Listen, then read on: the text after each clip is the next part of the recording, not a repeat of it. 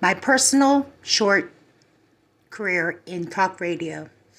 I really would love to have told you a very elaborate, fancy story about my legacy in talk radio. I was inspired by that of Rush Limbaugh in Missouri, where I had my first office, and this is pictures that I have put together to tell my story so it would be a little bit more interesting.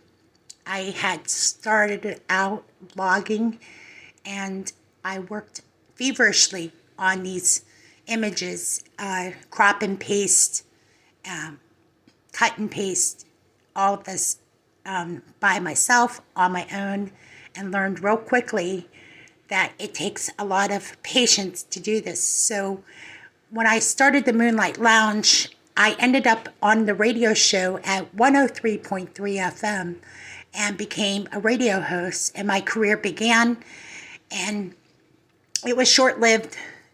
It was one of my very favorite periods of my life because I achieved something by becoming a blogger, then going on to talk radio. And I show you these images because I want to inspire somebody and maybe put it to use in some way. And I'm telling my story because I think I could probably teach how to go from being a blogger to a talk radio host on a FM channel. So that's why I thought this is a great way to share my story, because I know there's thousands and thousands of bloggers out there that don't always achieve going from blogging to an FM station. I achieved it, and I did not realize how hard it was to do that. So I say it to you like this. It was a short career, but it was well worth it. Because I have a college education, I can go into education, I can do things with it now. That's part of why I'm doing this now, so that I can use this as an example of why and what to expect in an interview for a radio host position. I only did it for this reason only, because I thought I have to make something good come out of that wonderful opportunity that was given to me.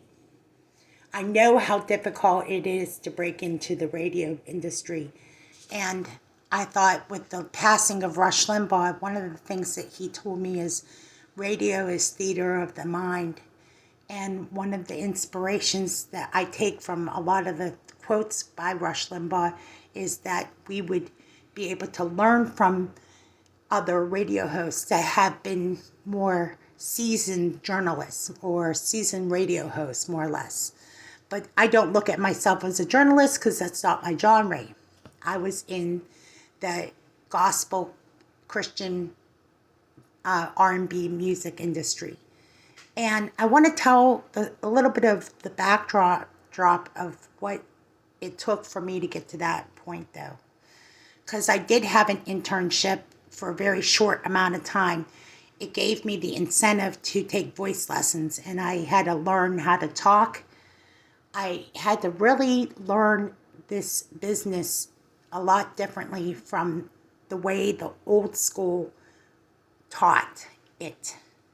And I didn't realize how difficult it was to learn the language of radio. Like, be careful how fast you talk on the radio. Be careful how you ask questions, because it might run into a long answer, more or less, because radio is different from other, like, mediums, more or less. So I knew that these little things that I was taught were very beneficial for me, like how to pronounce words, talk slowly into the microphone, don't eat the microphone, just talk like as if you're a natural at it. And these little things that I learned from the program directors and the producers all taught me how to become a radio host. Now, do I think I have what it takes to be a radio host? Well, with more practice, I probably could go back and do this again. And I would probably even think about it, because I definitely think there's still something in me that wants to go back and make a career out of it, because I know having a career is a destination, not just a one-stop shop. It's like you have to learn a lot of other areas of the radio industry to really get the full part of the production. That's why I did the graphic arts. That's why I learned a little bit more about the backdrop, how to, see the whole scene, and not just a scene, but just the whole picture of what you are trying to create. Like, radio is theater of the mind, as Rush Limbaugh said. So it is, and it's so true. It is theater of the mind. So with that said, I wanted to share that story with those who think about radio as a career. I know one thing, I do want to say this to that person that's considering blogging or considering buying equipment and getting into this. It's a personal investment. You really have to realize the personal time you invest. It's exhausting, and it could get quite unnerving.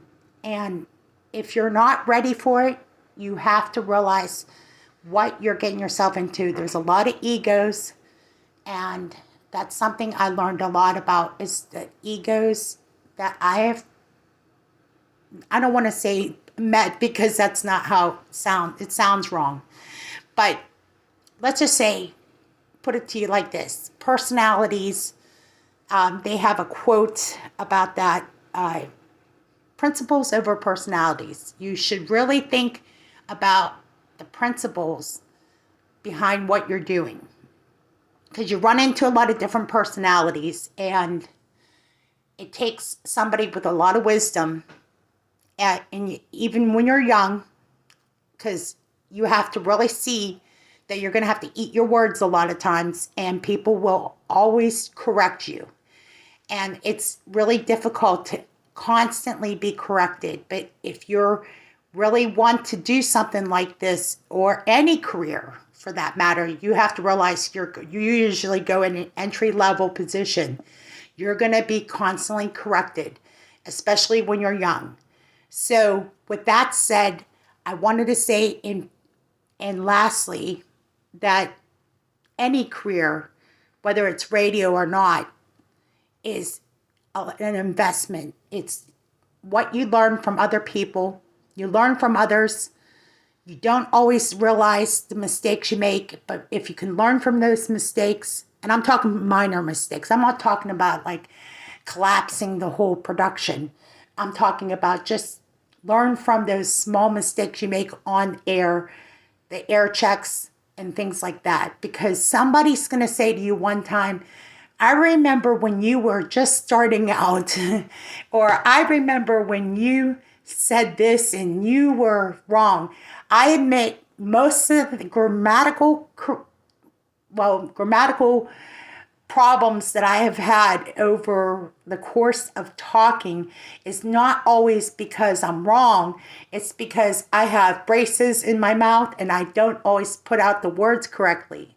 And I know there's some things I have to overcome, right? So I'm a human being first.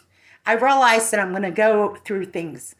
And there's things that we all have to hurdle along the way, is what I've learned about a career. But if you want to stay with something and you like something and you want to stay with it bad enough, you're going to make those adjustments along the way. So those little kinks in the armor, you can iron out. Thank you for letting me tell my story about my short career in talk radio, because it's well worth it. And I may just be in it to win it. Thank you again.